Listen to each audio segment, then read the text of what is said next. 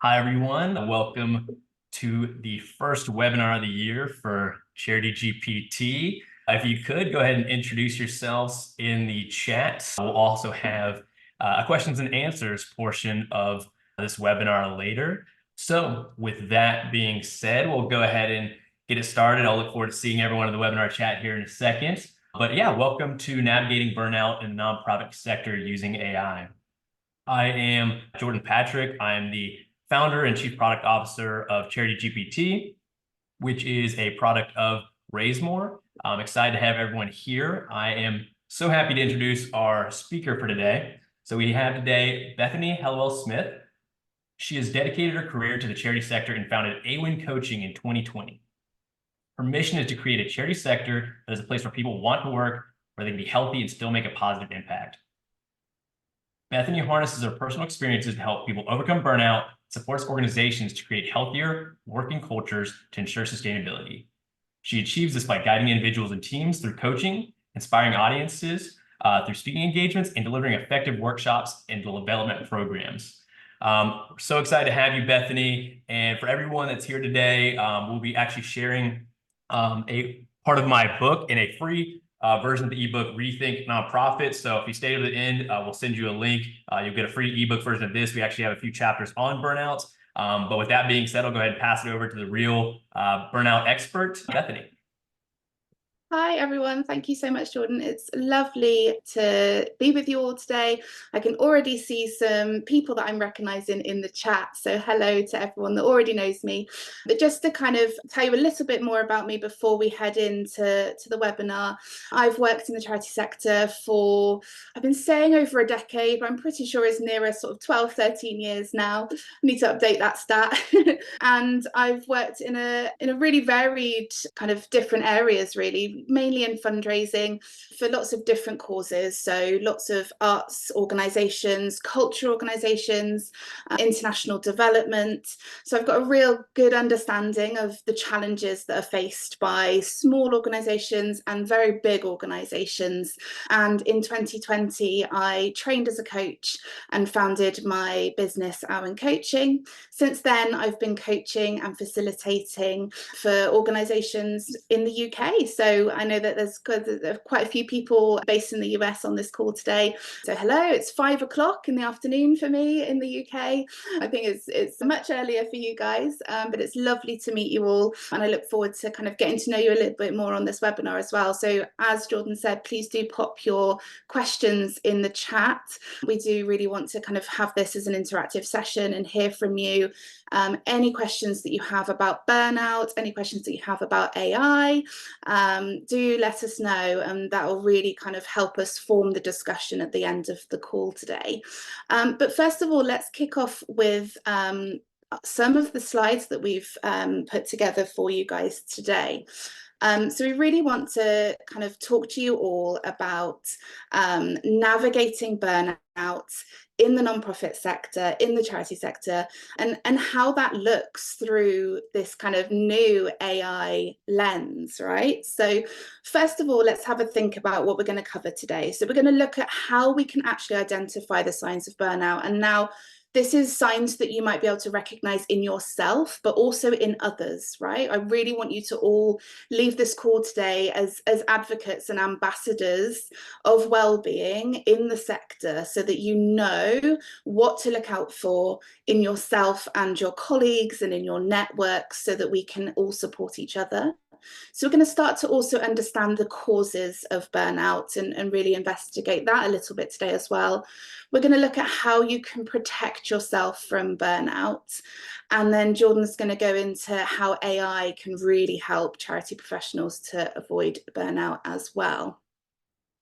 So first of all, identifying the signs of burnout. What is burnout to start with? I think this word burnout has been a bit of a buzzword. It's obviously got you guys here today, and we've got a good number of you on the call, so it clearly resonates with people as well.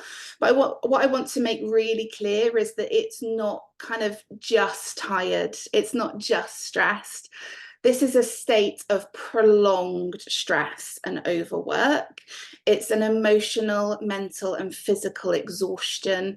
If there are any people on the call today that have truly experienced burnout, then you will know how kind of serious and debilitating it is.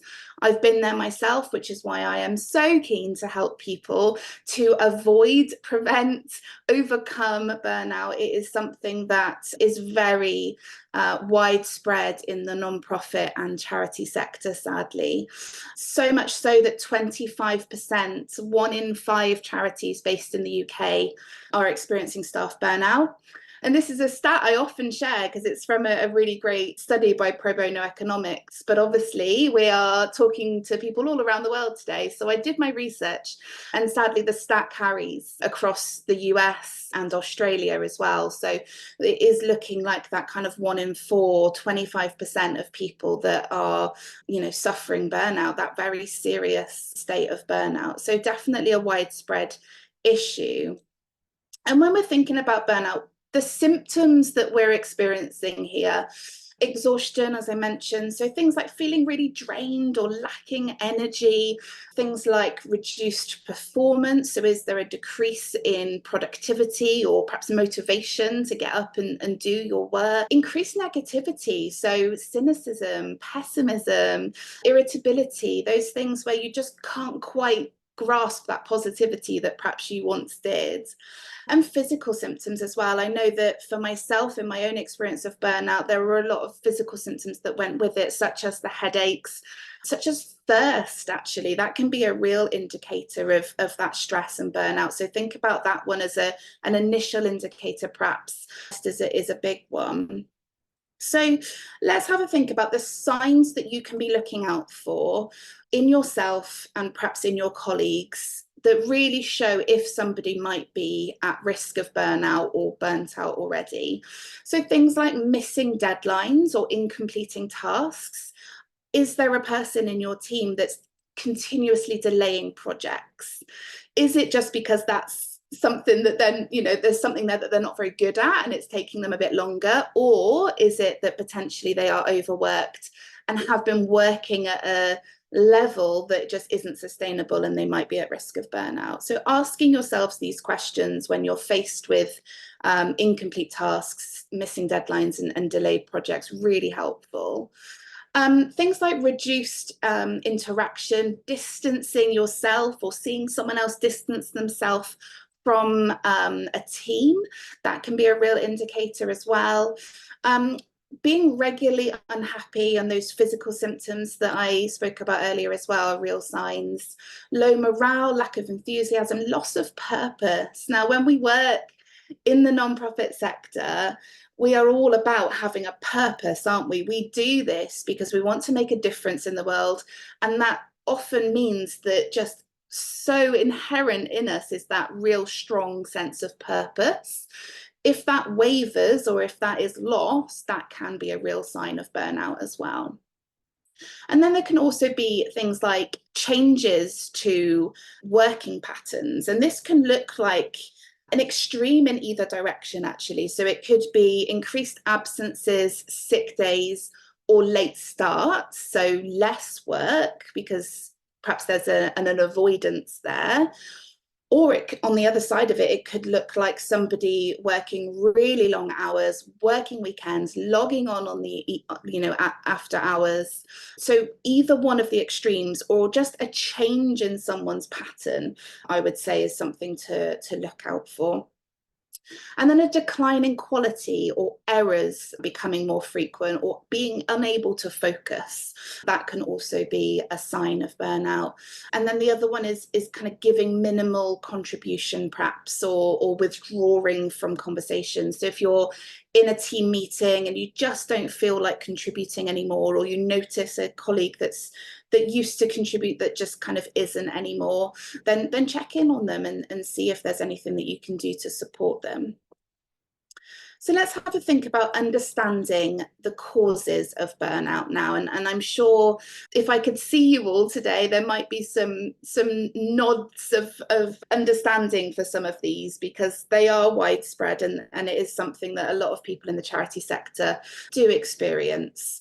So things like high workload. We are notoriously under-resourced in the charity sector. It's a real problem. So quite often people that work in non-profits, in charities, are wearing multiple hats, trying to do lots of different roles at once. And that can contribute to working kind of over that capacity, having a high workload. Emotional stress, also kind of linked to compassion fatigue, just further down there. We work in a very emotionally charged sector. We are kind of privy to a lot of emotionally charged stories. We know of a lot of hardship, and we are faced with that every day as we try and desperately do something about it and have a positive impact in the world. And that can take its toll. We are, people that are trying to make a difference, and we're not, going to fix the world overnight. So those challenges keep coming, and there's more people to help, and it just feels never ending sometimes. So that compassion fatigue is a real cause of burnout sometimes, where you just feel like you're just not, moving the pin on what you want to move. And that can be really challenging. That passion and commitment that you have for the cause that you work for can be so strong and so amazing, and it's totally all of your superpowers, and I love that. But it's just about kind of making sure that it's not something that's going to stress you out too much, and kind of keeping that balance in your life where possible. And we're going to go into much more detail about that shortly. Conflicting priorities, pressure, urgency, all common causes for burnout. And we've also got funding uncertainty. This is a big one in the UK at the moment, and I'm sure it is in the US as well, Jordan. It's something that is putting a lot of pressure on particularly small organisations, but really all organisations across the sector. I think we saw a real increase in funding availability during the pandemic. And lots of organisations were able to access lots of funding. Lots of funders were opening pots of money up that perhaps weren't available prior. And that has slowly petered off, and dangerously so. So it means that there is a lot of uncertainty around funding. And I coach a lot of charity CEOs, and it is keeping them up at night, that they are worried that they're going to have to make people redundant. They're worried that they can't help the amount of people that they want to be able to help in the world. So that's a real big one. Imposter syndrome. So this is something that comes up quite a lot in my coaching sessions with clients, and it can be a cause of burnout, because if you are continually trying to prove yourself because you don't feel like you should be where you are, that's absolutely exhausting. So actually, imposter syndrome is absolutely a cause of burnout. Challenging collaborations or cross-departmental differences perhaps is a cause of burnout as well. Having a lack of boundaries, very much linked to that, unhealthy ways of working and little time off. We're going to go into that in more detail now as well. But making sure that you've got time to really reset everything is really, really important.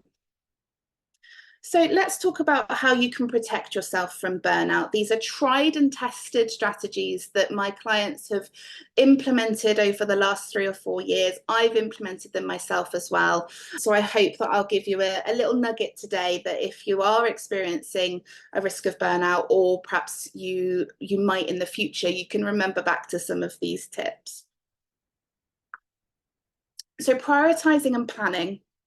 So I wanted to include this one because urgency and importance is obviously, you have tasks that are urgent, you have tasks that are important. But what can be really helpful is having a list and making sure that you're actually prioritizing your tasks by what's going to make a real difference to your organization, by categorizing them by what is urgent, what is important. Is there anything that you can actually delegate? That can really help you to focus and organize those critical tasks first. Then we've got transparent communication. So making sure that you're being really honest about your workload, about your capacity, and communicating that with others so that you can hold healthy boundaries and say no, which is so scary to most people. Like, people don't want to say no, but actually if you can say no where it's necessary, you're gonna move things in your organization along much more. Other ways of being able to say no are no, not right now, or yes, but if I say yes to that, this thing won't happen. So giving people a broader context of why you might be saying no, or what else is going on in your capacity, because only you have a true picture of what's going on, like what's on your to-do list. So just having that open communication really is helpful. And then delegating and collaborating where possible. So recognize tasks that perhaps you don't need to be doing yourself, or perhaps AI can help you with. We'll get to that. But when I talk about delegation, I think it's something where people think I have to delegate down. And I'm a true believer in collaboration and delegation across the hierarchy, right? So if you've got a task on your to-do list that you have been putting off and putting off and putting off, but you know that someone in another department or someone in your team is really good at that thing, ask them for help, because they could turn that task around in half an hour and it might sit on your to-do list for 3 weeks. So delegating and collaborating in a really smart way so that you share the responsibility, and vice versa. They might have something on their list that you're really good at that you could do as well. I can remember working in a team in a charity where I was the person that was really good at building relationships, meeting with potential partners and that kind of thing. And I did that stuff whilst collaborating with somebody that was brilliant at writing. So she supported me to write the proposal afterwards. And that meant that we were pulling to our strengths and we were delegating it and collaborating together. So it's really important to think about those skills. And then taking autonomy of your well-being. I really wanted to cover this one because it is up to us to look after our own well-being. So we need to prioritize this by setting really clear goals, by prioritizing our tasks, and by communicating our boundaries effectively so that we can really reduce that stress and make sure that we're improving balance. It is up to us. It really is. And if we all look after our well-being, it's a cultural shift. You will see, people recognizing that you're booking your time off. You'll see people recognize that you're logging off at 5 o'clock because that's the time you finish work. And it's a ripple effect. And if you do it, it almost gives others permission to do it too. So I would urge you to leave today's call and be the person that starts that cultural shift, so that you're the person that sets that ripple effect off, where you're looking after yourself so that you can have that positive impact. So that brings me to regular breaks and time off. Really important. Me and Jordan were having a conversation yesterday about annual leave, about time off, and how tricky it can feel when you work for a good cause to kind of switch off completely from your work. But it is so crucial to take those opportunities, even if it's a 10-minute break, a lunch break, or 2 weeks off, to recharge, to really feel like you're getting your well-being right topped up so that you can pour again from that full glass. So making sure that you're also planning time off thoughtfully. So I wanted to include this because I think there is this kind of feeling amongst my clients, and I know when I was working in organizations I felt it too, that if you take a week off, you have to work twice as hard before you go off and twice as hard when you get back. So is that week off really worth it? So I've kind of challenged this with a few of my clients, and we've really put plans in place so that we can plan time off really thoughtfully by communicating, delegating, and helping you disconnect from your work, by communicating in advance, so that you can make sure that there aren't deadlines that are really crucial to you being at your desk falling in that week. so that you can make sure that you've got things on your to-do list that can wait until you get back if needed, or you can pass them to another colleague. So really planning that time off as thoughtfully as possible so that the impact on others is less, but also the impact on yourself before and after that time off is reduced as well. So And Bethany, lastly, I know we had a great conversation about it yesterday. I'm gonna go ahead and launch, with you mentioning time off, I'm gonna go ahead and launch the poll real quick of please how much do. time did you take off last year? And I'll let Bethany run it a little bit, but we had a great I conversation want to in the last see. couple of days, last couple of weeks, and it's funny to see the differences both culturally, different industries, things like that. So we are very interested in knowing this from everyone. Definitely. Thank you, Jordan. Thanks for the reminder. Yeah, we want to know because I think time off in the UK and in the US is different culturally, isn't it? So I'm really interested to see, got a real mix of people on the call today. Let us know how much time off you had last year. So moving on then to thinking about establishing clear boundaries. This is something that is so important. It can be simple things like not having your work emails on your mobile phone, or even not having your work emails on your mobile phone when you're on holiday or when you're on vacation is a start. Maybe always would be a great thing to aim for. But thinking about having a real difference between your working day and your personal life. A lot of us now are working from home, so those blurred lines are there. I'm working in a room in my house right now, but what I make sure that I do at the end of the day is close the door on this room so that this is for work and the rest of the house is for my family. And it really helps to define some work hours as well. I think flexible working is fantastic, particularly in the UK, Jordan. We're making huge changes to legislation that allows people to flexibly work, and I'm all for it. But I think that what comes with that needs to be an understanding of personal responsibility, that we don't then overwork. So it's making sure that we're really getting that balance right. And prioritizing your personal well-being, so dedicating time to activities that really bring you joy and relaxation. I'm finding this particularly tricky at the moment because I have a very nearly 2-year-old toddler who takes up a lot of my time. So, the things that I used to be able to do, like going swimming and things like that, are incredibly difficult at the moment. But I do very much make sure that the balance between my work and the time I get to spend with my family is there, because it really replenishes my emotional reserves. And with doing what I do, with hearing people's challenges, it's very easy to absorb that and to take that out of this room and into my personal life. So I'm really clear on those boundaries to make sure that doesn't happen. And then seeking support is really, really important. I am a firm believer that everybody should have a coach.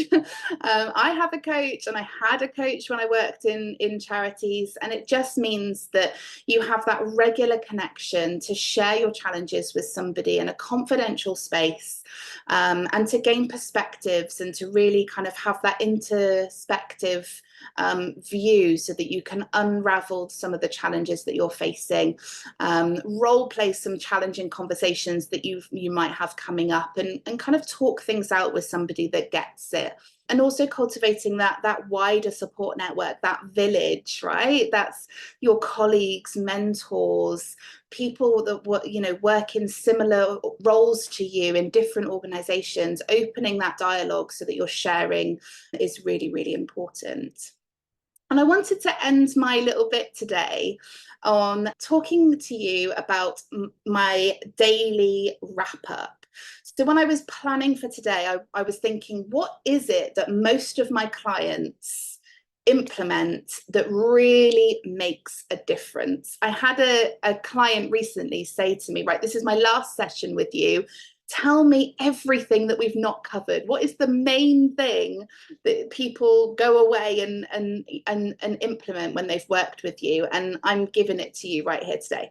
So it is the daily 30-minute wrap up. And the way that this works is that you time block out the last 30 minutes of your shift. So if that is 5 till 5:30, 5:30 till 6, whenever it is that you're going to turn your laptop off, time block out that last 30 minutes. What you are not wanting to do to help to reduce the risk of burnout is to be in a meeting right up until the end of your shift, right up until the end of your working day, and then to kind of switch straight away from work to home. There needs to be some breathing space. So this is a way of downloading your thoughts so that you're able to have a boundary between work and home. And what you can do in that 30 minutes is really up to you. But what I would suggest is spending 10 minutes reflecting on what you've completed and what you've achieved during that day, writing up perhaps those meeting minutes, or taking a look at the AI transcript and pulling out some of those action points from that. Planning and prioritizing for the next day. So getting a look at that to-do list. Maybe you're using a digital to-do list, which is definitely what I would recommend. Prioritizing some of those times on there, really thinking about what is manageable to achieve in the next day. And then managing your emails. Is there things in your inbox that really do need your attention urgently? Can you fit responding to that in 10 minutes, or do you need to send some holding emails to people to say that you'll get back to them in your next working day? And by having this 30-minute wrap up, it just really helps you, as I say, to download your mind, to download everything into your digital to-do list, to organize that inbox, and to really reflect on what you've achieved to date. And small celebrations really do help with burnout as well. And then prioritize what you're going to do for the next day, so that you kind of log onto your laptop in the morning the next day, and you've got a clear idea of what it is that you want to achieve that day. Because I think a lot of people get into a rhythm of having to be really reactive to things. In the nonprofit sector, stuff is always happening. So if we can put together a really clear plan and be proactive, you're actually going to put yourself in a much better position to be able to be reactive when those things come through that desperately need your attention. So that's all from me for a minute. I'm going to hand over to Jordan now to talk through some more AI specific things regarding to burnout. So thank you very much, everyone. And I will come back and chat to you after Jordan. Yeah, and I might have you jump in here and there, Bethany, and Absolutely. thank you again for all that information.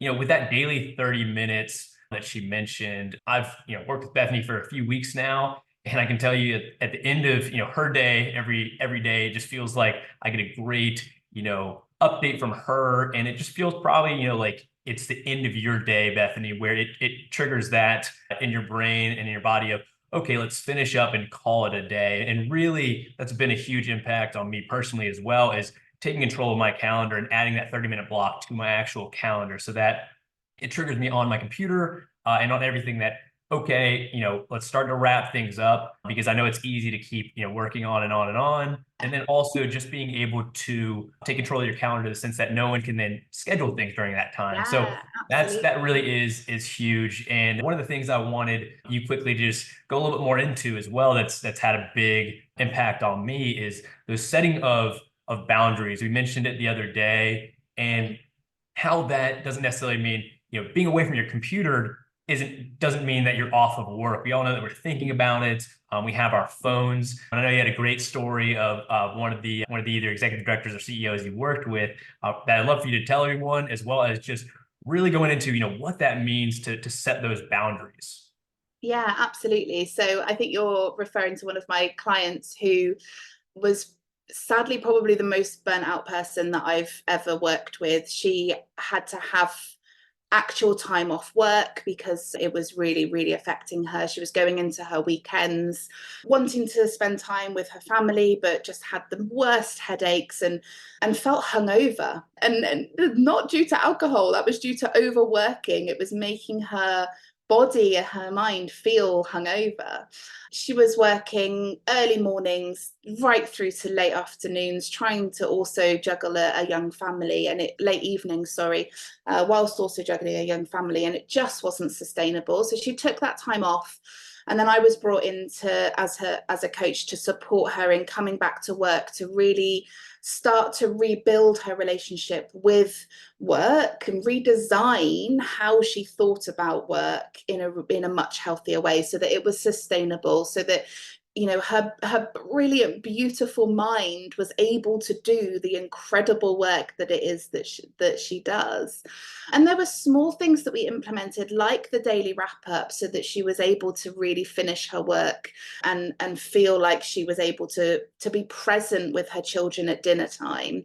And there was one time I do remember where she was planning on going on holiday, on vacation with her family, and I had known her for quite a while at this point and felt like it was appropriate for me to do this. Not all clients I would, but I actually dared her to delete her work emails off her phone, and that terminology really worked for her. That fact that I dared her to do it.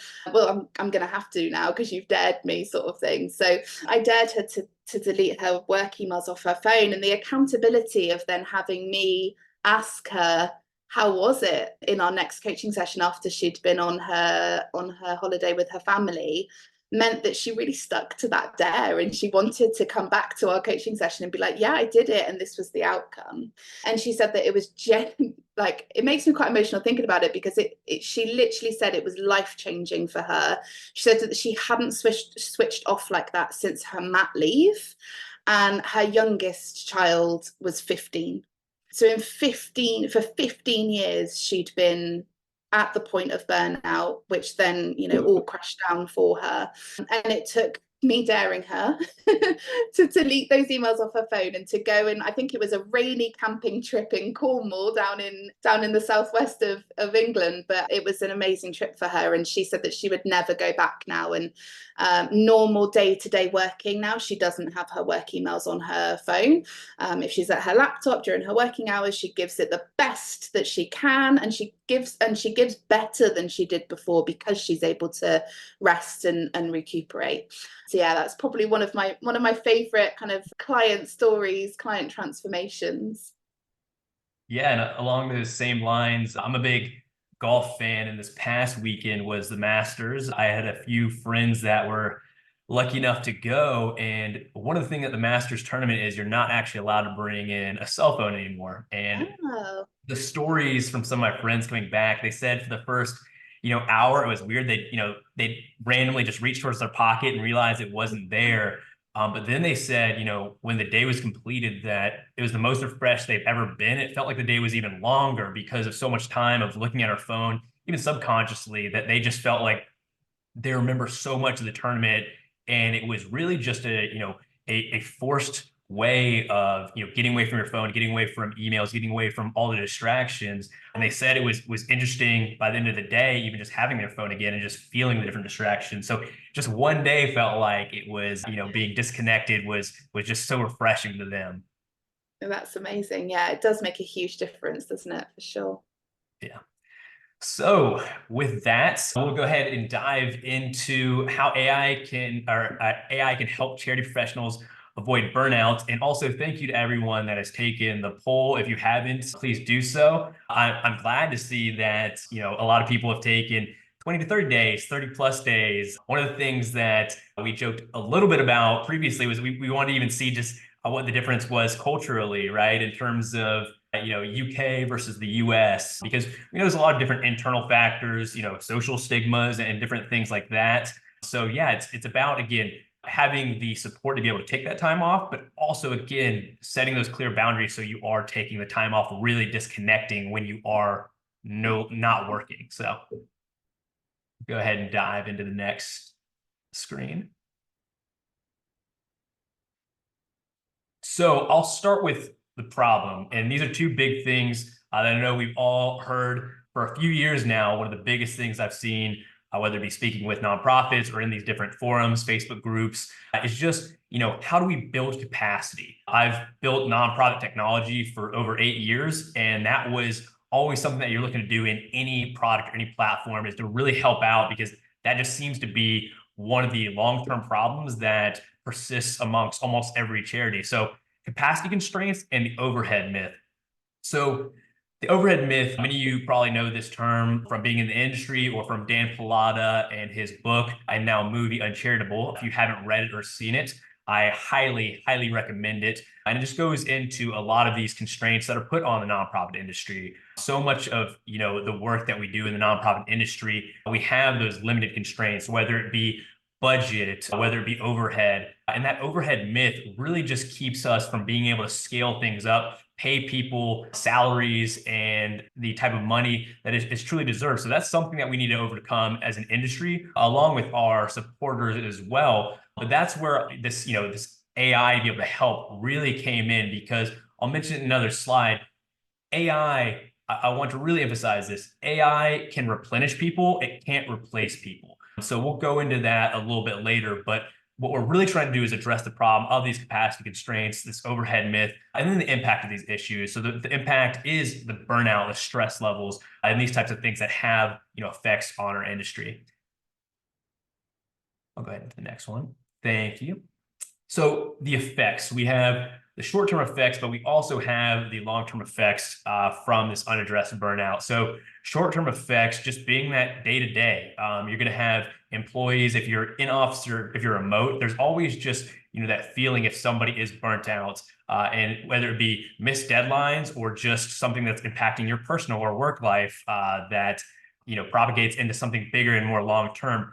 That is the worry. I'm seeing a lot of nonprofit professionals, especially on LinkedIn, that are moving from the nonprofit industry to the social good industry, going from working in a nonprofit to working, in a for-profit or the social good industry with nonprofits, from a lot of these reasons: the capacity constraints, the overhead myth, all these different things that are leading to this turnover, whether they leave the organization, some, like I said, are leaving the industry. And that's just not great for the nonprofit industry as a whole. And that is a big piece of, burnout, right? You're gonna incur a lot of these costs. And as you'll see in the nonprofit industry effects, nonprofits facing high turnover due to burnout report a 35% increase in operational costs. So that means not only is it affecting everyone personally, it's affecting the nonprofit in that you're actually paying more for all this turnover, the training, all these different operational costs. So, and we can go ahead to the next one. Thank you.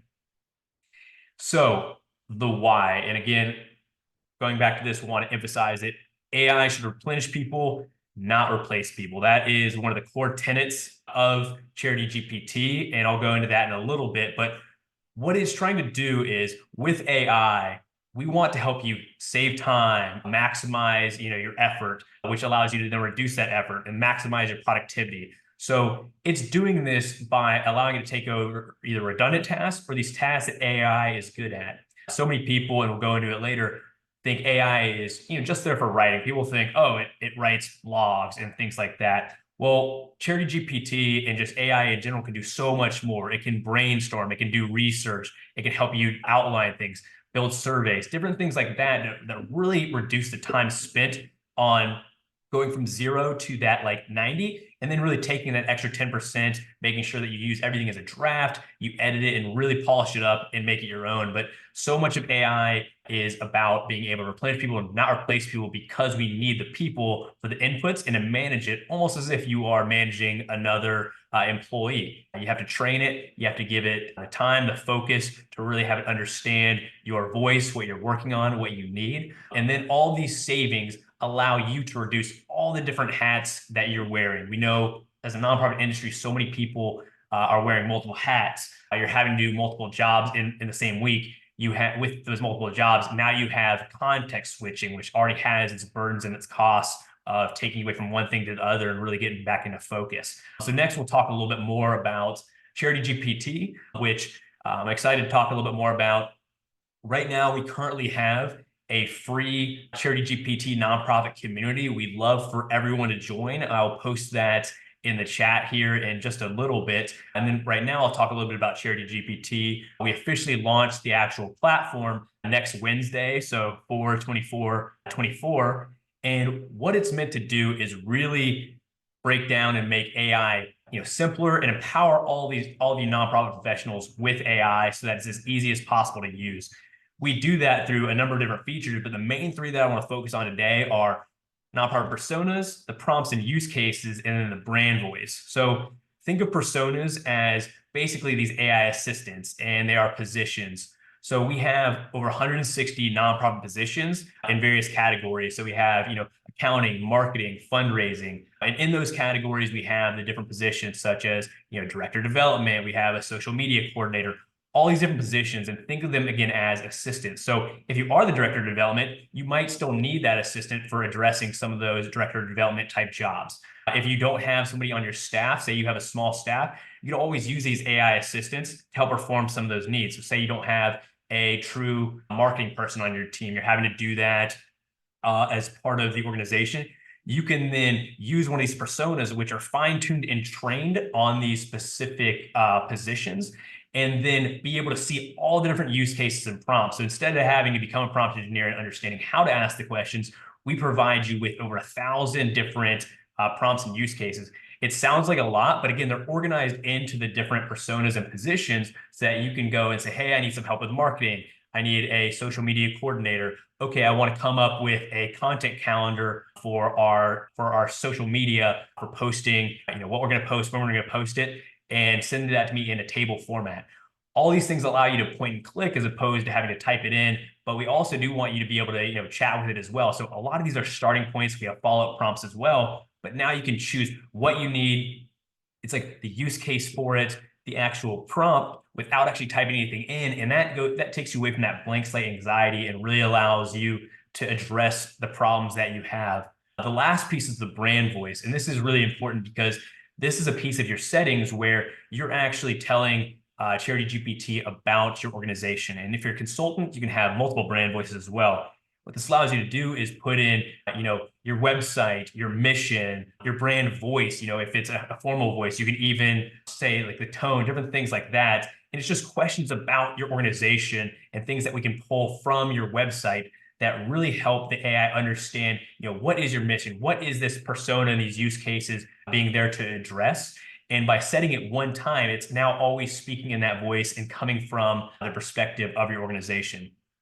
The other piece I wanted to mention about personas is many people have asked, well, if AI has all this different knowledge and it has everything, why do we need to specify the persona or the position?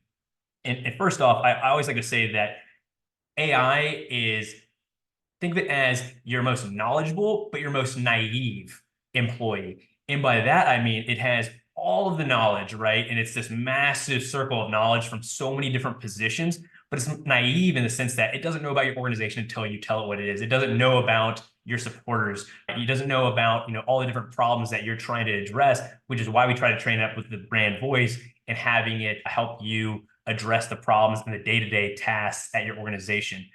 The big reason why you want to set personas is we've all been in board meetings, or let's say an event planning meeting.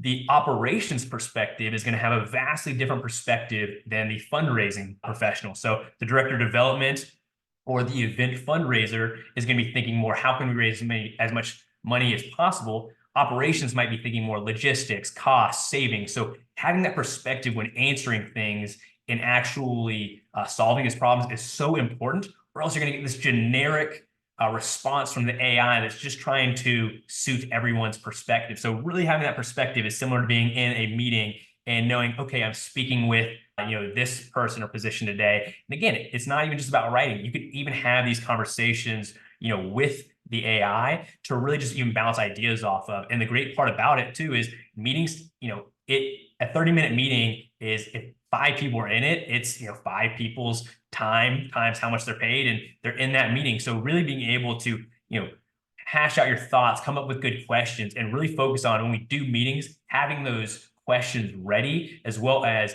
having all those topics flushed out so that you can really discuss them more with the other people on your team is so important. Then there are other AI tools such as Otter and Fathom AI that allow you to transcribe and record meetings. And I've really enjoyed that. I know Bethany's mentioned that she uses it as well.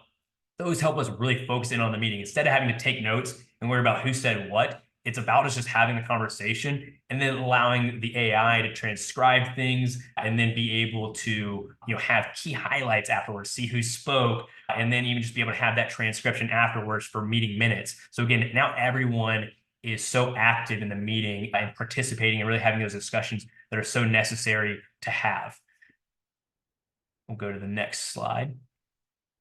So as mentioned, Charity GPT, it's the AI tool for nonprofit professionals. Whether you be a consultant, an executive director, director of marketing, director of fundraising, director of development, it is something for everyone. And we have so many different people in our community. And again, I'll add that link in. And the tool comes out next Wednesday, and it will have a 7-day free trial. We'd love for everyone here to check it out.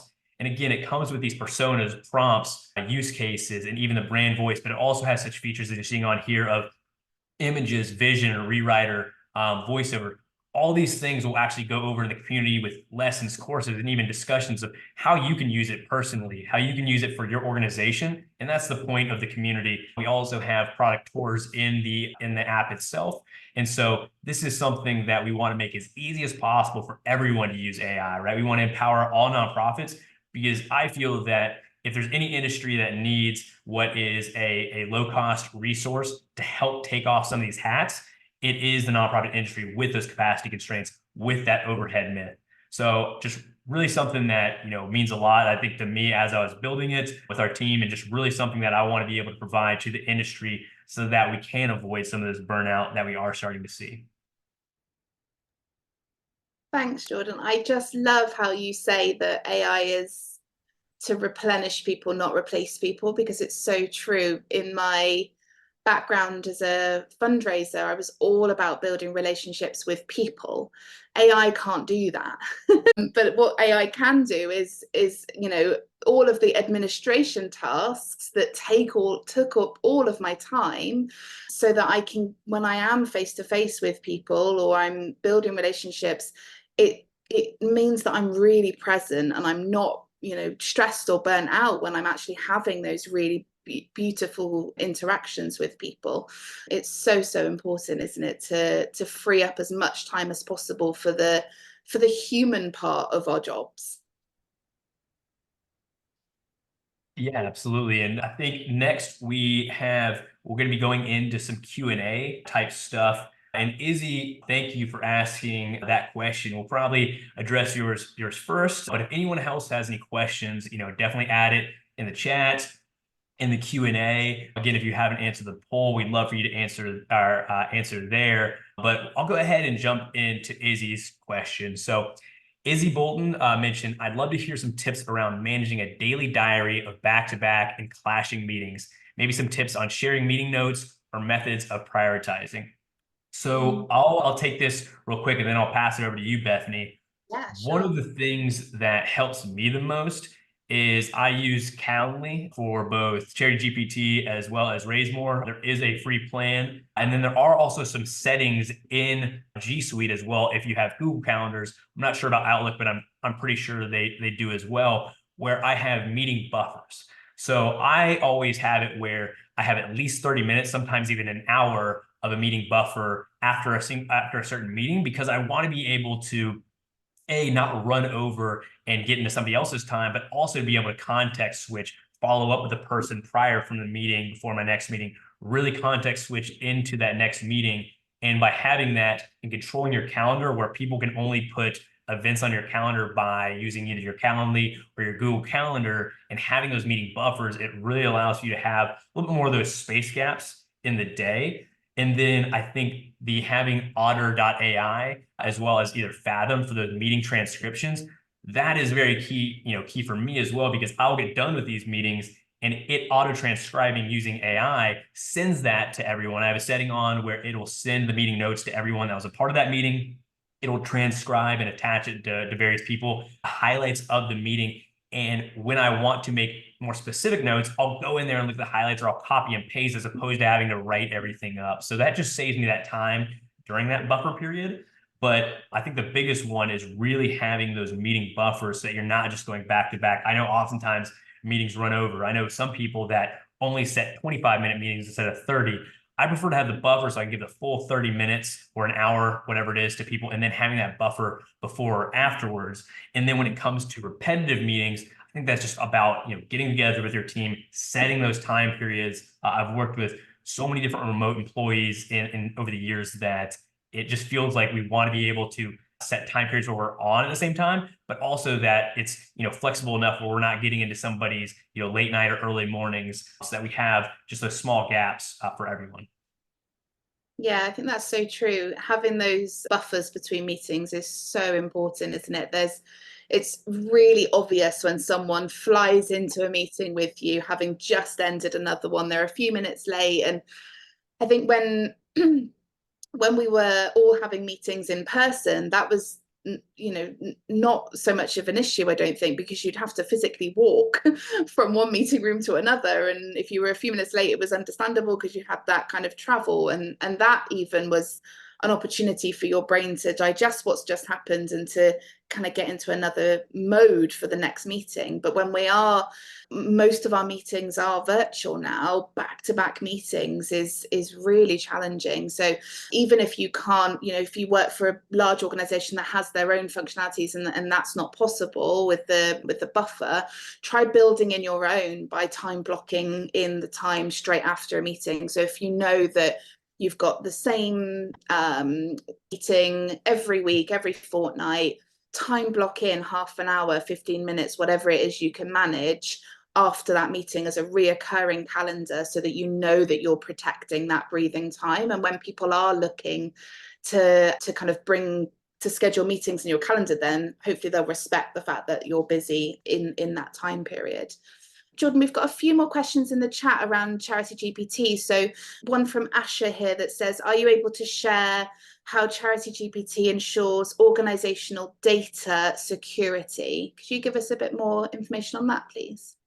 Yeah, absolutely. And thank you for the question, Asha. So Charity GPT is built on top of Chat GPT-4 as well as Stable Diffusion. So we have DALL-E and Chat GPT from OpenAI, and then Stable Diffusion for some of the image type work. But in the settings of their API when building off it, with Chat GPT-4 and building on top of it, you have the ability to set it where it doesn't train on this data. So this means that this model of ChatGPT-4 as well as future versions are not trained on the data coming from the application it's built on. So that's an important piece where it means that while it will have your information and data in ChatGPT itself, the model itself, whether it be any statistics or anything that you put into ChatGPT through ChatGPT, the model will not be trained on that, so it won't be accessible to any others.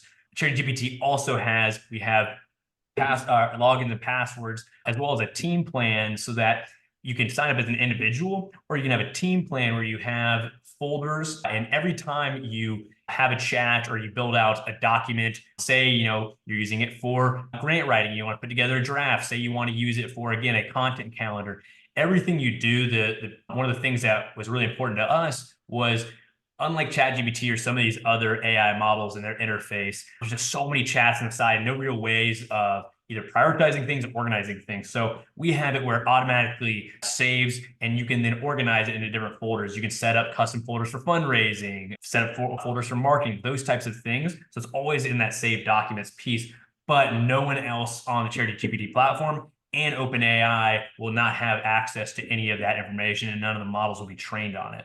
And then I saw the second one being, tell me more about the video functionality. So right now, the video functionality is actually being able to take what are still images and turn them into video and more motion picture type imagery. As these new models come out with video, I'm sure some people have heard of Sora or even Google Gemini Vids and some of these different things that they're doing on the video side of things. We'll continue to build on those models as you go from text to video. We have text to image, as well as just chat with images to really be able to understand things. I know that one of my friends that runs a scout troop was testing it, and they actually use it for when you see like a different plant or you see a different bird, you can actually take an image and have it tell you all about that bird or that plant. And so that was some great testing there. And just, again, these different use cases you can use it for. And the video functionality is, again, just taking that imagery and then making it into what are more motion pictures. So that's the version right now. And then the text to image gives you different options. And that's the more robust feature right now, where you can really just say, hey, this is what I want. Instead of using stock photography, let's go ahead and create an image. So I hope that answers both your questions. Amazing. Thanks, Jordan. If there's any more questions, please feel free to put them in the chat, or we've got contact details coming up for both of us, so you can contact us afterwards. But I just thought it'd be helpful to quickly wrap up really on what we've covered today. So we've had a look at identifying signs of burnout and understanding the causes of burnout. We've looked at how you can protect yourself from burnout and how you can support others in your teams, those that you're responsible for, if you're a line manager, a leader, those that you work within a team. It's very important to support one another. And then also how you can really use AI to help you to avoid burnout by really having it work really hard for you so that you don't have to work quite as hard. It's incredible what is possible now. And I use AI every day now, and it's integral to everything that I do. I'm dyslexic, so it's been hugely beneficial for me, and I really hope that more people can learn how to use it to the best of its ability, and use it for good as well. And this is what, you know, me and Jordan are really passionate about, is bringing all of this technology to the nonprofit sector so that we're at the front of things, so that we can actually, you know, take control of this technology and make it work for us for good. So thank you so much. Yeah, so I went ahead and posted the links in the chat.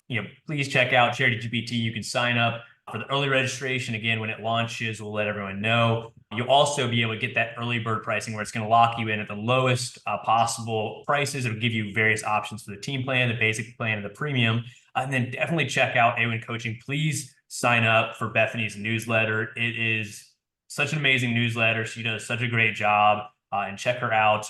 She's been a great coach and a help for me just in general. And I thoroughly enjoyed working with her. And as mentioned previously, we have the link to the free ebook version of Rethink Nonprofits. If you ever wanted to purchase a hardback or a paperback, you could purchase those on the website as well and on Amazon. But again, just thank you so much to Bethany. I'll let her do the final sign off. But thank you again for your time. Thanks, everyone. So you've got our details here, and I think, as Jordan said, he's popped it in the chat as well. So do reach out to either one of us with any more questions that you have. And yeah, I hope to hear from you all soon. Thank you so much. Thank you, everyone. You're so welcome. Thanks, guys. Thank you.